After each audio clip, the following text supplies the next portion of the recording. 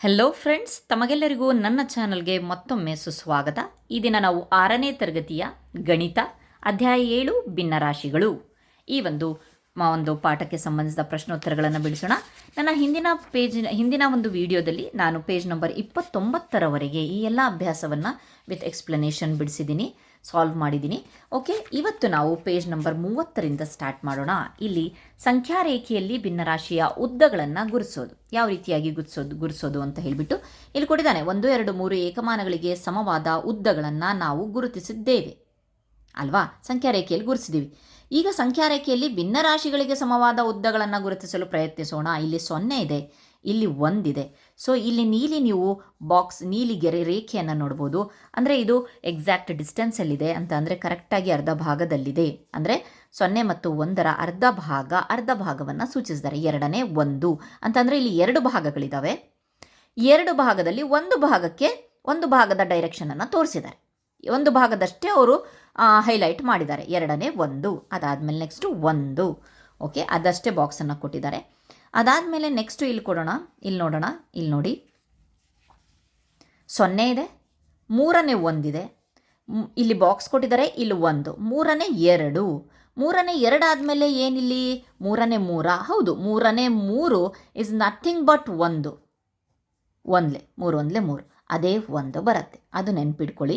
ಇದು ಹೇಗೆ ಬಂತು 1 ಅಂತ ಅಂದರೆ, ಸೊ 3ನೇ 1, 3ನೇ 2 ಛೇದನ ನಾವಿಲ್ಲಿ ಕರೆಕ್ಟಾಗಿ ನೋಡಿಕೊಂಡೇ ಹೇಳಬೇಕು. 3ನೇ 1, 3ನೇ 2, ಅದಾದಮೇಲೆ ನೆಕ್ಸ್ಟ್ 3ನೇ 3 ಅಂದ್ರೂ 1 ಅಂದ್ರೂ ತಪ್ಪಾಗಲಾರದು. ಸೊ 3ರಲ್ಲಿ ಮಗಿಯಲ್ಲಿ ನಾವು ಹೊಡೆದಾಗ, ಕನಿಷ್ಠ ರೂಪಕ್ಕೆ ತಂದಾಗ ಅದು ಒಂದೇ ಆಗೋದು. ಓಕೆ, ನೆಕ್ಸ್ಟ್ ಇಲ್ಲಿ ಒಂದು ಏಕಮಾನವನ್ನು 5 ಸಮಭಾಗಗಳಾಗಿ ವಿಭಾಗಿಸಿದಾರಂತೆ. ಸೊ ಇಲ್ಲಿ ನೋಡಿ, ನೀಲಿ ರೇಖೆಯ ಉದ್ದವನ್ನು ನೀಡುವ ಭಿನ್ನ ರಾಶಿಯನ್ನು ಸಂಬಂಧಿತ ಬಾಕ್ಸ್ಗಳಲ್ಲಿ ನಾವು ಬರಿಬೇಕಂತೆ. 0, 5ನೇ 1, 5ನೇ 2, ಎಲ್ಲಿವರೆಗೆ ಇಲ್ಲಿವರೆಗೆ 5ನೇ 2, ಅದಾದಮೇಲೆ ನೆಕ್ಸ್ಟ್ 5ನೇ 3, ಅದಾದಮೇಲೆ ನೆಕ್ಸ್ಟ್ 5ನೇ 4, ಅದಾದಮೇಲೆ ಮತ್ತೆ ಅದೇ ಪ್ರೊಸೆಸ್ 5ನೇ 5 ಅಂತ ಅಂದರೆ 1. ಹೌದಲ್ಲ, ಒಂದು ಪೂರ್ಣಾಂಕ. ಸೊ ಇದೇ ರೀತಿ ನಾವು ಕಂಟಿನ್ಯೂ ಮಾಡ್ಕೊಂಡು ಹೋಗ್ತೀವಿ. ಸೊ ನೆಕ್ಸ್ಟು ಲೆಕ್ಕಾಚಾರ ಮಾಡಿಗೆ ಬಂತು. ಒಂದು ಸಂಖ್ಯಾ ರೇಖೆಯ ಮೇಲೆ 10ನೇ 1, 10ನೇ 3 ಮತ್ತು 5ನೇ 4 ಉದ್ದದ ರೇಖೆಗಳನ್ನು ಎಳೆಯಿರಿ ಅಂತ ಕೊಟ್ಟಿದ್ದಾರೆ. ಒಂದು ಸಂಖ್ಯಾ ರೇಖೆಯನ್ನು ಬಿಡಿಸ್ಬಿಟ್ಟು ನಾವು ಬರಿಬೇಕಂತೆ. ಸೊ ಇಲ್ಲಿ ನೀವು ನೋಡಬಹುದು, ಸಂಖ್ಯಾ ರೇಖೆಯನ್ನು ಬಿಡಿಸಿದ್ದೀವಿ. ಸೊ 10ನೇ 1 ತೋರಿಸ್ತಾ ಇದ್ದೀವಿ, ಸಮದೂರದಲ್ಲಿದೆ. ಕ್ಲೀನಾಗಿ ಸ್ಕೇಲನ್ನು ಇಟ್ಕೊಂಡು ಬಿಡಿಸ್ರಿ ಸಂಖ್ಯಾ ರೇಖೆನ.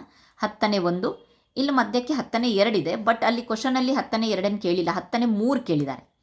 ನೆಕ್ಸ್ಟ್ 10ನೇ 4 ಸಹ ಕೇಳಿದ್ದಾರೆ. 10ನೇ 1, 10ನೇ 3, 10ನೇ 4. ಸೊ ಇನ್ನೊಂದು ಸಂಖ್ಯಾ ರೇಖೆಯಲ್ಲಿ 5ನೇ 4 ಗುರುತಿಸಬೇಕು. 0ಯಿಂದ 5ನೇ 1, 5ನೇ 2, 5ನೇ 3, 5ನೇ 4.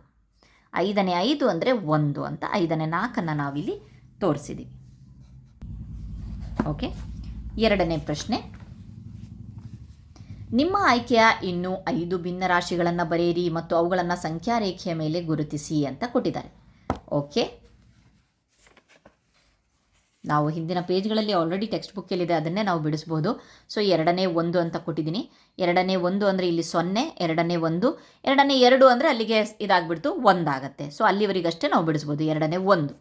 ನೆಕ್ಸ್ಟ್ 3ನೇ 2 ತೊಗೊಂಡಿದ್ದೀವಿ. 3ನೇ 1, 3ನೇ 2, ಅದೇ ಮತ್ತೆ 3ನೇ 3 ಅಂದರೆ ಇಲ್ಲಿಗೆ ಸ್ಟಾಪ್ ಆಗುತ್ತೆ. 3ನೇ 2 ಇಲ್ಲಿವರೆಗೆ ತೋರಿಸಿದ್ದೀವಿ.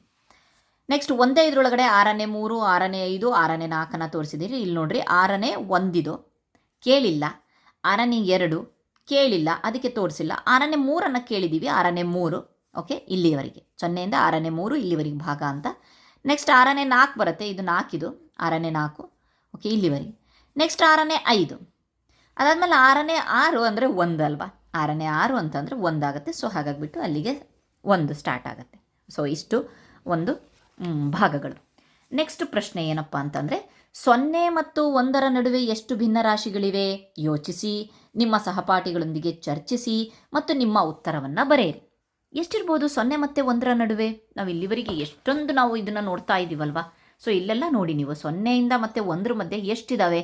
5 ಇದ್ದಾವಾ, 6 ಇದ್ದಾವಾ, 3 ಇದ್ದಾವಾ, ಎಷ್ಟಿದ್ದಾವೆ? ಸೊ ಅದಕ್ಕೆ ಉತ್ತರ ಲೆಕ್ಕವಿಲ್ಲದಷ್ಟು ಅಪರಿಮಿತ ಭಿನ್ನ ರಾಶಿಗಳಿವೆ. ಅಪರಿಮಿತ ಸಂಖ್ಯೆನೇ ಇಲ್ಲ, ಅಷ್ಟೊಂದಿದ್ದಾವೆ, ಲೆಕ್ಕವಿಲ್ಲದಷ್ಟು. ಅದಕ್ಕೆ ಎಕ್ಸ್ಪ್ಲನೇಷನ್ ನೋಡಬೇಕು ಅಂತಂದರೆ, 0 ಮತ್ತು 1ರ ನಡುವೆ ಅನಂತ ಸಂಖ್ಯೆಯ ಭಿನ್ನರಾಶಿಗಳಿವೆ. ಏಕಪ್ಪ ಅಂತಂದರೆ, ಏಕೆಂದರೆ ಯಾವುದೇ ಎರಡು ಭಿನ್ನರಾಶಿಗಳ ನಡುವೆ ಯಾವಾಗಲೂ ಇನ್ನೊಂದು ಭಿನ್ನರಾಶಿಯನ್ನು ಕಂಡುಹಿಡಿಯಬಹುದು. ಉದಾಹರಣೆಗೆ 0ಇಂದ 1ರವರೆಗೆ 10 ಭಾಗ ಮಾಡಿದ್ರೆ ನಾವು 10ನೇ 1, 10ನೇ 2, 10ನೇ 3, 10ನೇ 4, 10ನೇ 5 ಹೀಗೆ 10ನೇ 10 ಅಂತ ಅಂದರೆ ಕೊನೆಗೆ 1 ಅಲ್ವಾ. ಇಲ್ಲಿ 0ಇಂದ ಸ್ಟಾರ್ಟ್ ಆಯಿತು ಅಂತ ಅಂದರೆ 1ರ ಮಧ್ಯೆ ಇಷ್ಟೊಂದಿದೆ ಭಿನ್ನರಾಶಿ ದೊರೆಯುತ್ತೆ. ಓಕೆ, 10 ಭಿನ್ನರಾಶಿ ದೊರೀತು. ಅದೇ ನಾನು 100 ಭಾಗ ಮಾಡಿದ್ರೆ 100ನೇ 1, 100ನೇ 2, 100ನೇ 3 ಇಲ್ಲಿಂದ 0ಇಂದ ತೊಗೊಂಡು ಮತ್ತಿಲ್ಲಿ 100ನೇ 100 ಆದಾಗ ಮತ್ತಿಲ್ಲಿ 1 ಆಯಿತು, ಮತ್ತೆ 0ಇಂದ 1 ಭಿನ್ನರಾಶಿ ಇದೆ. ಸೊ ಎಷ್ಟಿದೆ? 1000, ಎಷ್ಟು ಅನಂತ ಸಂಖ್ಯೆಯ ಭಿನ್ನರಾಶಿಗಳಿದೆ. ಓಕೆ, ನೆಕ್ಸ್ಟು 4ನೇ ಪ್ರಶ್ನೆಯನ್ನು ನೋಡಿ. ಮುಂದೆ ತೋರಿಸಿರುವ ನೀಲಿ ರೇಖೆ ಮತ್ತು ಕಪ್ಪು ರೇಖೆಯ ಉದ್ದ ಎಷ್ಟು? 0 ಮತ್ತು 1ರ ನಡುವಿನ ದೂರ ಒಂದು ಏಕಮಾನ ಉದ್ದವಿದೆ ಮತ್ತು ಅದನ್ನು 2 ಸಮಭಾಗಗಳಾಗಿ ವಿಭಾಗಿಸಲಾಗಿದೆ. ಸೊ ಒಂದು ಏಕಮಾನ ಉದ್ದ ಇದೆಯಂತೆ. ಓಕೆ, ನೆಕ್ಸ್ಟು ಪ್ರತಿ ಭಾಗದ ಉದ್ದ 2ನೇ 1 ಆಗಿದೆ. ಆದ್ದರಿಂದ ನೀಲಿ ರೇಖೆ 2ನೇ 1 ಏಕಮಾನ ಉದ್ದವಿದೆ. ಕಪ್ಪು ರೇಖೆಯ ಉದ್ದವನ್ನು ನೀಡುವ ಬಾಕ್ಸ್ನಲ್ಲಿ ಹೇಳ್ರಿ. ಸೊ ಇಲ್ಲಿ ಅವರೇ ಆಲ್ರೆಡಿ ಕೊಟ್ಟುಬಿಟ್ಟಿದ್ದಾರೆ. ಏನಪ್ಪ ಅಂತಂದರೆ ಪ್ರತಿ ಭಾಗದ ಉದ್ದ 2ನೇ 1 ಅಂತೆ. ಇದು 2ನೇ 1. ಅದಾದಮೇಲೆ ನೆಕ್ಸ್ಟು ಮತ್ತೆ 2ನೇ 1 ಇಲ್ಲೇ ಮಾಡ್ತೀನಿ ನೋಡಿ. ಮತ್ತೆ ಈ ಭಾಗ 2ನೇ 1, ಇದು 2ನೇ 1, ಇದು 2ನೇ 1. ಸೊ ಎಷ್ಟಾಯಿತು? 2ನೇ 2 ಆಯಿತು. 2 ಒಂದಲೇ 2 ಒಂದಲೇ. ಸೊ 1 ಕಂಪ್ಲೀಟಾಗಿ ಬಂತು. ಆ 1ನ್ನು ಇಲ್ಲಿ ತೋರಿಸಿದ್ದಾರೆ. ಅರ್ಥ ಆಯ್ತಾ? ಇದು 2ನೇ 1. ಅದಾದಮೇಲೆ ನೆಕ್ಸ್ಟ್ ಇದು 2ನೇ 1. ಸೊ ಮತ್ತೆ ಈ 2ನೇ 1, 2ನೇ 1 ಮತ್ತೆ 2ನೇ 1. ಎಕ್ಸಾಂಪಲ್ ಇಲ್ಲಿ ತೋರಿಸ್ತೀನಿ. ಇದು 2ನೇ 1. ಈಗ ಇದನ್ನು ತೊಗೊಳ್ತಾ ಇದ್ದೀನಿ 2ನೇ 1. ಈಗ ಇದನ್ನು ತೊಗೊಳ್ತಾ ಇದ್ದೀನಿ 2ನೇ 1. ಹಾಗಾದರೆ ಎಷ್ಟಾಯಿತು? 2ನೇ 3 ಆಯಿತು. ಒಂದಾದಮೇಲೆ ನೆಕ್ಸ್ಟು 2ನೇ 3 ಆಯಿತು. ಓಕೆ, ಅವ್ರು ಇಲ್ಲಿವರೆಗಷ್ಟೇ ಕಪ್ಪು ರೇಖೆಯ ಉದ್ದವನ್ನಷ್ಟೇ ಹೇಳಿದ್ದಾರೆ. ಹಾಗಾಗಿಬಿಟ್ಟು 2ನೇ 3 ಆಯಿತು. ಅರ್ಥ ಆಗಿದೆ ಅಂದ್ಕೊಂಡಿರ್ತೀನಿ. ಓಕೆ, ಈ 2ನೇ 1 ಹೇಗೆ ಬಂತು ಗೊತ್ತಲ್ವಾ? ಅವರೇ ಡಾಟಾದಲ್ಲಿ ಕೊಟ್ಟಿದ್ದಾರೆ. ಇದು 2ನೇ 1 ಅಂತೆ. ಆಯಿತಾ? ನೆಕ್ಸ್ಟ್ ಇದು ಸಮಭಾಗಗಳಾಗಿ ವಿಭಾಗಿಸಿದ್ದಾರೆ ಅಂತ ಆದಮೇಲೆ ಎಲ್ಲ ಒಂದು ಡಿಸ್ಟೆನ್ಸು ಸಹ ಸೇಮ್ ಡಿಸ್ಟೆನ್ಸಲ್ಲಿ ಇರುತ್ತೆ. ಓಕೆ, ನೆಕ್ಸ್ಟ್ ಕಪ್ಪು ರೇಖೆಗಳ ಉದ್ದವನ್ನು ನೀಡುವ ಭಿನ್ನರಾಶಿಯನ್ನು ಅದರ ಸಂಬಂಧಿತ ಬಾಕ್ಸ್ಗಳಲ್ಲಿ ಬರೆಯಿರಿ. ಸೊ ಇಲ್ಲಿ ಸೀದಾ ಇಲ್ಲಿಗೆ ತೊಗೊಂಬಂದಿದ್ದಾರೆ. 5ನೇ 4, 5ನೇ 5 ಆದಮೇಲೆ ಅದು 1 ಆಗುತ್ತೆ. 5ನೇ 5ಕ್ಕೆ ನೆಕ್ಸ್ಟ್ 5ನೇ 6, 5ನೇ 7, 5ನೇ 8, 5ನೇ 9. ಅದಾದಮೇಲೆ ನೆಕ್ಸ್ಟು 5ನೇ 10 ಇಲ್ಲಿ ಬರೆದಿದ್ದೀನಿ. ಹೌದು, 5ನೇ 10. 5ನೇ 10 ಅಂತ ಅಂದರೆ ಎಷ್ಟು? 5 ಒಂದಲೇ 5 2 2 ಬಂತು. ಕರೆಕ್ಟ್ ಇದೆಯಲ್ವಾ? ಸೊ 2 ಬಂತು. ಅದೇ 2ನ್ನು 5ನೇ 10 ಅಂತ ಬರೆಯೋ ಬದಲಿಗೆ ಅದನ್ನು ಹೊಡೆದುಬಿಟ್ಟು 2 ಅಂತ ಹಾಕಿದ್ದಾರೆ ಅಷ್ಟೇ. ಓಕೆನಾ?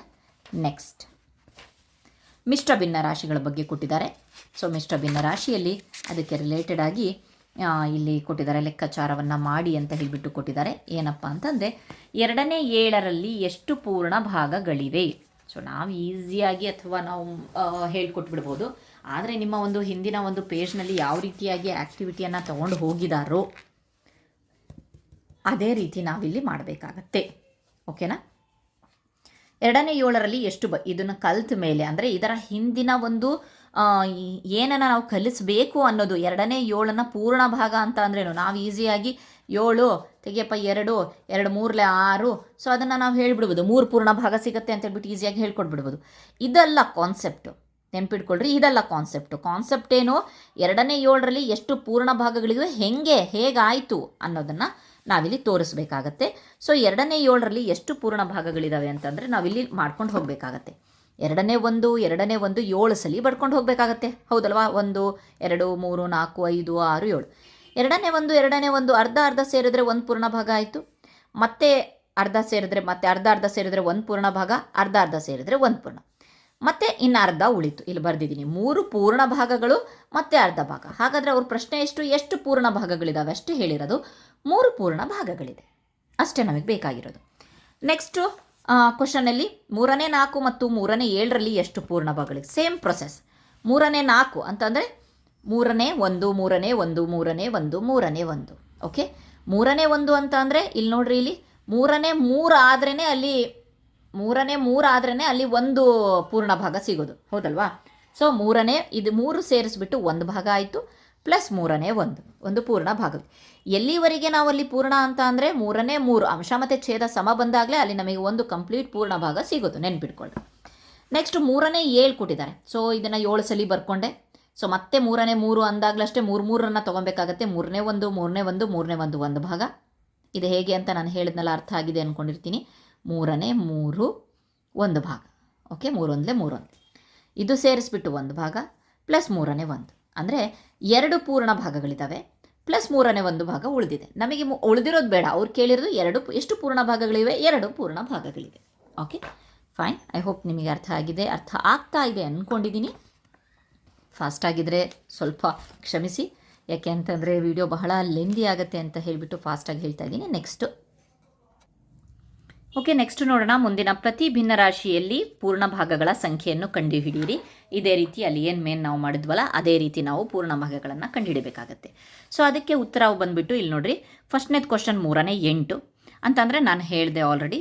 3ನೇ 8 ಅಂತಂದರೆ ಏನಪ್ಪ ಅಂತಂದರೆ ಇಲ್ಲಿ ಈಸಿಯಾಗಿ ಅಂದರೆ ಬಹಳ ಬೇಗ ಆಗಬೇಕು. 3ನೇ 3 ಅಂತಂದರೆ ಒಂದು ಭಾಗ ಅಲ್ವಾ.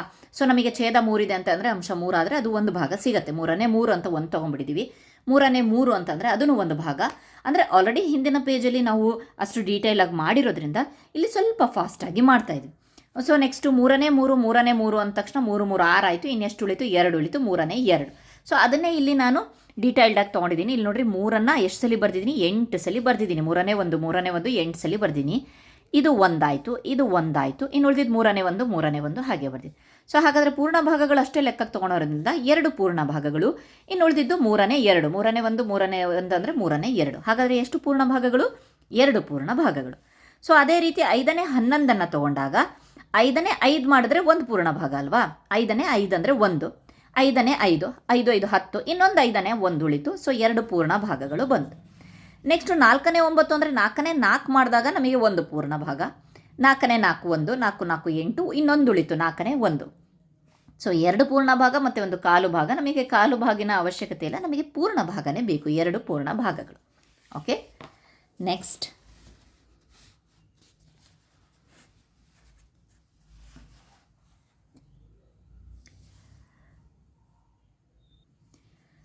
ಮುಂದಿನ ಭಿನ್ನರಾಶಿಗಳನ್ನು ಮಿಶ್ರ ಭಿನ್ನರಾಶಿಗಳ ರೂಪದಲ್ಲಿ ಬರೆಯಿರಿ.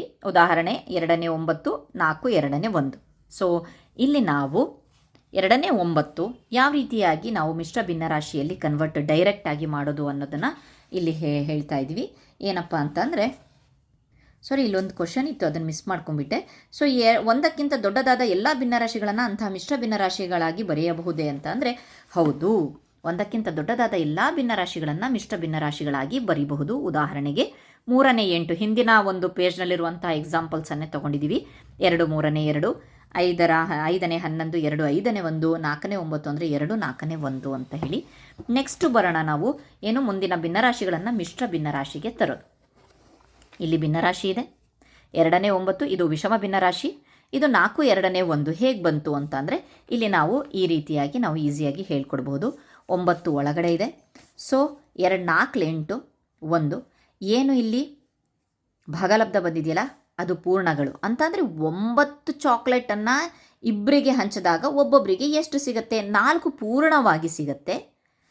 ಮತ್ತು ಇಲ್ಲಿ ಏನು ನಾವು ಭಾಜಕ ತೊಗೊಂಡಿದ್ದೀವಲ್ಲ ಅದನ್ನು ಛೇದದಲ್ಲಿ ಬರೆದುಬಿಟ್ಟು ಏನು ಶೇಷ ಉಳಿಯುತ್ತಲ್ವ ಅದನ್ನು ಮೇಲೆ ಅಂಶದಲ್ಲಿ ಬರಿತೀವಿ. 4 ಪೂರ್ಣವಾಗಿ ಚಾಕ್ಲೇಟ್ ಸಿಗುತ್ತೆ. ಸೊ ಇಬ್ಬರಿಗೆ 1 ಉಳಿಯುತ್ತೆ ಈ ರೀತಿಯಾಗಿ. ಓಕೆ, ಅದನ್ನು ತಾಳೆನೂ ಸಹ ನೋಡಬಹುದು, ನಮ್ಮದು ಉತ್ತರ ಸರಿ ಇದೆಯೋ ಇಲ್ಲ ಅಂತೇಳ್ಬಿಟ್ಟು. ತಾಳೆಯಲ್ಲಿ ಫಸ್ಟ್ ಉತ್ತರವನ್ನು ಬರೆದುಬಿಟ್ಟು ಇಲ್ಲಿ ಕೆಳಗಡೆ ಇವೆರಡನ್ನು ಮಲ್ಟಿಪ್ಲೈ ಮಾಡಿಬಿಟ್ಟು ಬಂದಿದ್ದು ಉತ್ತರಕ್ಕೆ ಇಲ್ಲಿ ಆ್ಯಡ್ ಮಾಡಿದ್ರೆ 2ನೇ 9. ಸೊ ಪ್ರಶ್ನೆ ಬಂತು. ಓಕೆ ನೆಕ್ಸ್ಟ್ ಅದೇ ರೀತಿಯಾಗಿ 5ನೇ 9 ಇಲ್ಲಿ ಭಾಗಕಾರ 9 ಭಾಜ್ಯವಾಗಿ 5 ಭಾಜಕವಾಗಿ ತೊಗೊಂಡಾಗ 5 1 5. ಸೊ ಶೇಷ 4 ಉಳಿತು.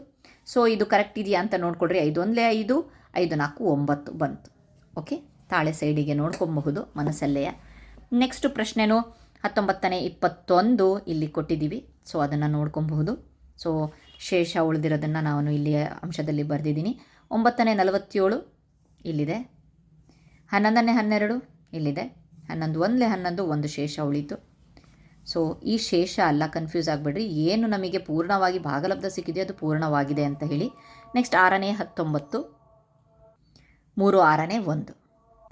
ಓಕೆ ನೆಕ್ಸ್ಟ್ ಮೇನ್ ಬಂದುಬಿಟ್ಟು ಲೆಕ್ಕಾಚಾರ ಮಾಡಿ ಮುಂದಿನ ಮಿಶ್ರ ಭಿನ್ನರಾಶಿಯನ್ನು ಭಿನ್ನರಾಶಿಗಳ ರೂಪದಲ್ಲಿ ಬರೆಯಿರಿ. ಸೊ ಈಗ ಮಿಶ್ರ ಭಿನ್ನರಾಶಿ ಇದೆ, ಅದನ್ನು ಭಿನ್ನರಾಶಿಯಲ್ಲಿ ಹಿಂದಿನ ಪೇಜಲ್ಲೇ ನಾವು ಯಾವ ರೀತಿಯಾಗಿ ತಾಳೆ ನೋಡೋದು ಮಾಡಿದ್ವಲ್ಲ ಅದೇ ಡೈರೆಕ್ಟಾಗಿ ಇಲ್ಲಿ ಮಾಡೋದು.